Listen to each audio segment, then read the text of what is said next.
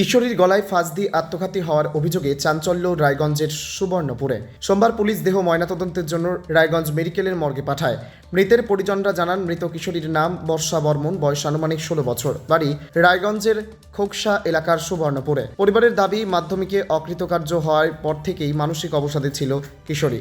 খাওয়া দাওয়ার রুচি ছিল না তার। আচমকায় রবিবার বিকেলে নিজের বাড়িতে গলায় ফাঁস দিয়ে আত্মঘাতী হয় কিশোরী। আচমকায় ঘটনায় হতভম্ব হয়ে গেছে পরিবার। এদিন এ বিষয়ে মৃতের জেঠু পদ্মকুমার বর্মন কি বলেছেন শুনবো। কি হয়েছিল ঘটনা? ঘটনা তো আমরা চিন্তা করতে পারছি না এরকম যে করবে। কি হয়েছিল, কি করেছিল? মানে একটু অসুস্থ ছিল, মানে খানার রুচি খুবই কম ছিল। তারপরে আর কি, ওরা আমার মেয়ে আর ভাইটার মেয়ে, আমরা 3 ভাই, তো মেয়েগুলা এক জায়গায় বসে হাসি ঠাট্টা করে। কালকে ছিল এক জায়গায়, আমরা গেলাম মাঠে বিচন লাগাতে ধানের। তো বলে গেলাম যে ধানগুলাকে ঘাটো, ধান কাটছি তো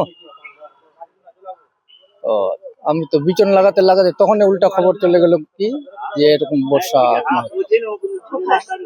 বাড়ির মধ্যে। নিজের ঘরে? হ্যাঁ, নিজের ঘর। কি মানে কি করে করেছে, কি দিয়ে করেছে? ওই যে স্কুলের যে উন্নাগুলা থাকে। কি কারণে সেটা আমরা বুঝতেই পারছি না।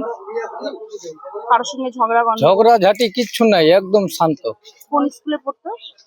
খোকসা। খোকসা স্কুলে। কোন ক্লাসে পড়তো? কোন ক্লাসে রে? বয়স কত ছিল? 16 বছর বয়স। আচ্ছা, কোন ক্লাসে পড়তো জানো আছে? মাধ্যমিক দিয়েছিল? মাধ্যমিক দিয়েছিল মনে হয়, ওই জন্য ওই রেজাল্টটা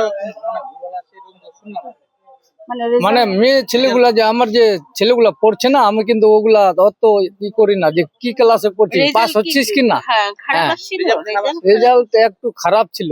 তার কারণে কি বকাবকি করা হয়েছে? ব্যাক বা কিছু ছিল? তো আমরা তো কিছু বুঝতেই পারি না যে কি হয়েছে না হয়েছে। আবার ঝাড়ফুঁক করলাম যে কোনো ই আছে নাকি। মানে রেজাল্টটা খারাপ হয়েছিল বলে কি কেউ কোনো বকাঝকা বা কিছু? না, কিচ্ছু নাই, বকা টকা কিচ্ছু নাই। নিজের থেকে মনে করতে আঘাত পাইছে।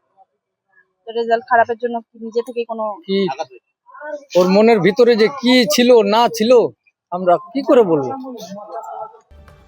উত্তর দিনাজপুরের সুবর্ণপুর থেকে বিশেষ প্রতিনিধি রিপোর্ট, টাইমস 14 বাংলা।